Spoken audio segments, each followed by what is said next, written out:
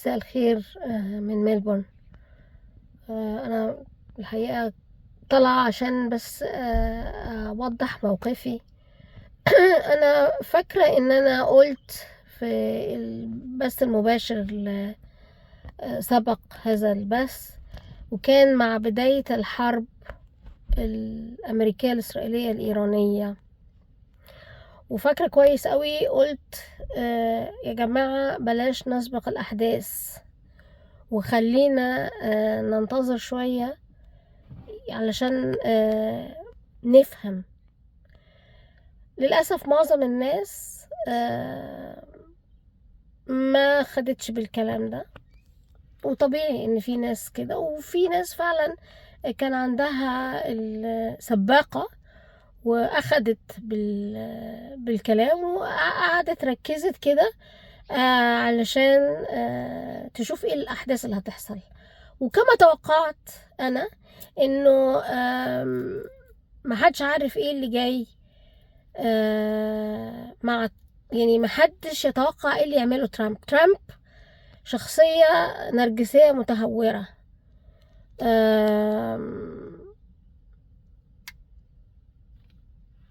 ما حدش يتوقع ممكن يعمل ايه، واحنا في تخبط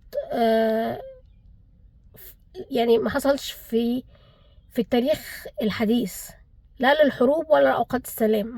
ما شفناش تخبط ده. وشايفة انه في ناس كتير قوي في الداخل مش قادرين يشوفوا الصورة الحقيقية. ليه؟ لان هم متقوقعين، بياخدوا اخبارهم من اللوكال ميديا اوتلتس. اللوكال ميديا اوتلتس للأسف مش محايدة، ومش بس كده، دول كدابين. يعني كتير اللي عايز فعلا يسمع على سكاي نيوز بالانجليزي، سكاي نيوز عربي برضو. بعض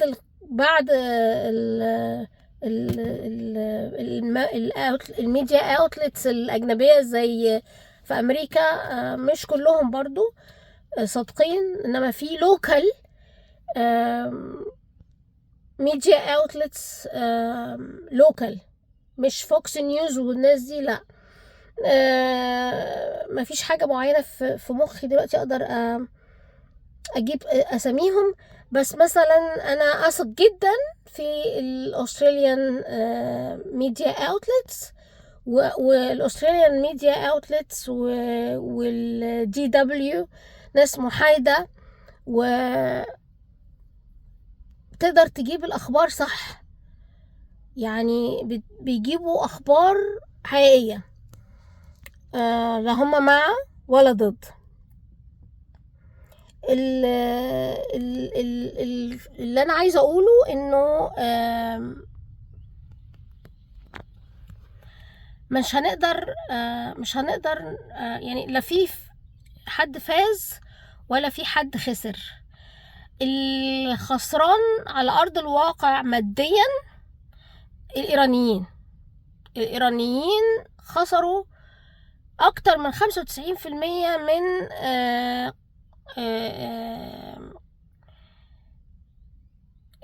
القوة العسكرية، سواء البحرية أو طيران أو بري، خسروا أكتر من 95% على الأرض. ده بالإضافة إنه الشعب في الداخل، مش هقول بقى 95، لا، ده أنا هقول 98% ضد النظام الحالي. اللي موجودين دلوقتي المعين اللي هم مع النظام وبيطلعوا في الميديا الإيراني دول الحرس الثوري وأقاربهم، ودول يعني لا يتعدوا 2% من الشعب. حدث ولا حرج على الإيرانيين في الخارج، وده من رؤيتي أنا الشخصية وتعاملي معاهم هنا على أرض الواقع. 100% بغض النظر عن خلفياتهم إسلامية أو مسيحية أو ملحدين أو الإيرانيين 100% ضد النظام اللي في الداخل، النظام الهمجي الإرهابي الإيراني. النظام ده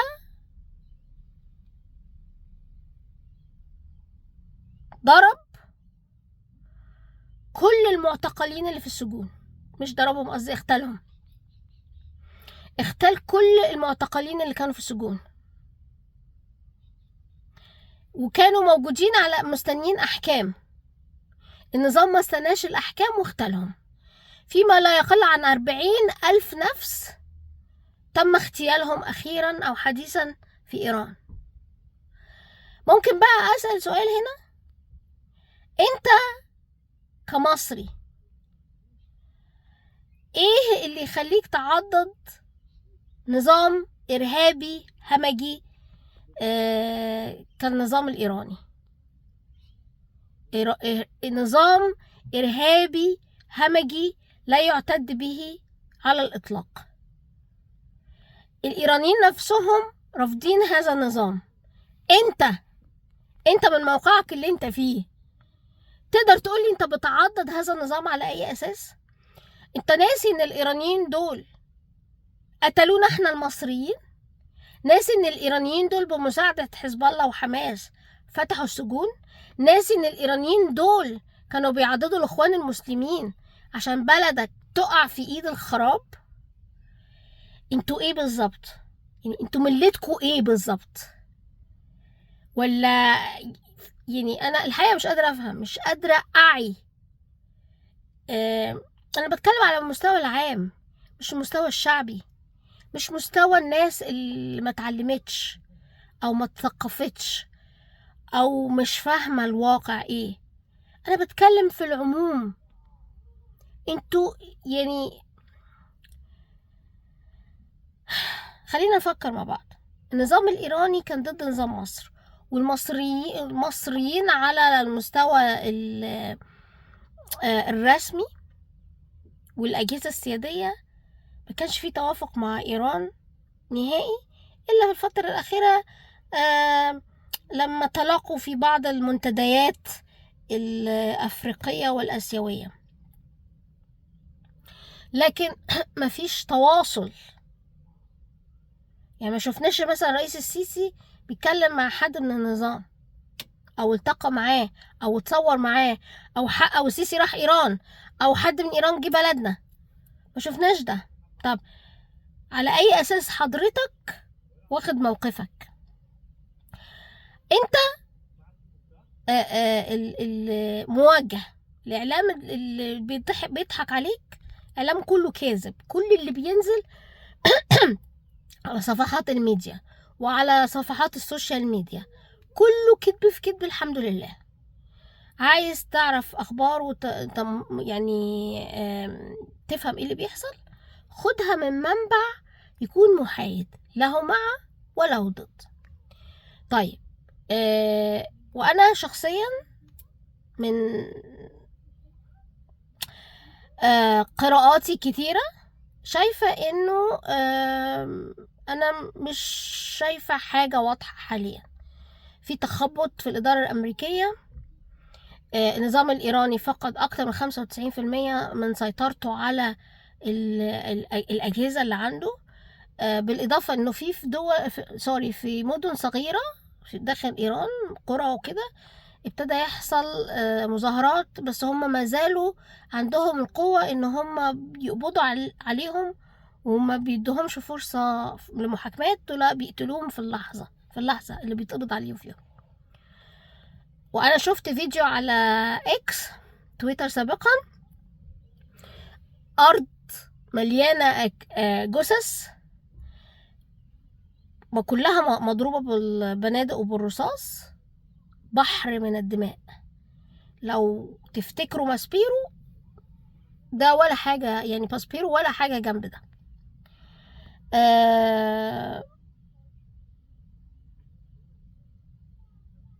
دي نقطة مهمة جدا. لو عايزين تستقوا أخبار استقوها من ميديا اوتلت تكون محايدة. النقطة التانية اللي عايزة أتكلم فيها لبنان وحزب الله. احنا شايفين موقف السادات بيتكرر من أول وجديد. الرئيس اللبناني مد ايده للحكومة الإسرائيلية علشان يحمي شعبه. ناس كتير قوي لبنانية شايفين ان في فتنة رهيبة جوه لبنان بسبب الموضوع ده، في حين ان في ناس كتير قوي مع الرئيس اللبناني عشان يحافظوا على بلدهم وعلى أرضهم وعلى شعبهم. ما تنسوش انه حزب الله واللي يقطنوا الضحية هم فلسطينيين مش لبنانية، أصبحوا لبنانية بالواقع. بالواقع يعني. طيب، أنا شخصيا عضد إنه يكون في محادثات يتوافق فيها الجانب اللبناني مع الجانب الإسرائيلي، ويعملوا سلام ويسحبوا السلاح من حزب الله. وفي نفس الوقت على الإسرائيليين إن هم يعضدوا النظام اللبناني في تقوية الجيش اللبناني وتمويله. النقطة الأخيرة اللي عايزة أتكلم فيها هاني شاكر. عايزين نصلي كلنا من أجل هاني شاكر. هاني شاكر ورث عبد الحليم حافظ، وهاني شاكر في إيده هذا الورث، ونصلي إن هاني شاكر يخرج من الأزمة الصحية اللي هو فيها، لأنه إنسان جميل، إنسان رائع، إنسان مؤدب. بغض النظر كمان إن هو صوته وفنه مدرسة، إنه استقم من هو ورث مدرسة عبد الوهاب وعبد الحليم حافظ. أنا شخصيا شفت هاني شاكر على المستوى الشخصي واتعاملت معاه، إن مراته خريجة الكلية بتاعتي، احنا خريجي كلية اقتصاد وعلوم سياسية، كانوا بيسموها ايه، كلية تجارة جامعة حلوان. كانت هي في سنة رابعة وأنا كنت في سنة أولى، وهو كان بيجي ياخدها بالعربية تقريبا 2-3 في الأسبوع. كلية تجارة وإدارة أعمال جامعة حلوان في الزمالك. نصلي من أجل هاني شاكر، ربنا يقومه بالسلامة من الوعكة الصحية اللي بيمر بيها، وأنا واثقة إن ربنا كبير قوي وهيرجعه لنا بالسلامة. فدعواتنا كلنا مع هاني شاكر ومع أسرة هاني شاكر. الراجل ده يعني أخلاقه عالية ومحب للجميع وإنسان هادي، وربنا يا رب يشفيه. وأشكركم على استماعكم لللايف ده، وزي ما بوصيكم كل مرة شاركوا الفيديو، علقوا عليه، اسألوني، أنا موجودة معاكم. أي حد عايز أي حاجة يا جماعة لو سمحتم كلموني، ابعتولي، أنا موجودة. ابعتولي على ماسنجر، ابعتولي على اليوتيوب. وأشكركم، وإلى أن نلتقي مرة أخرى. سلام.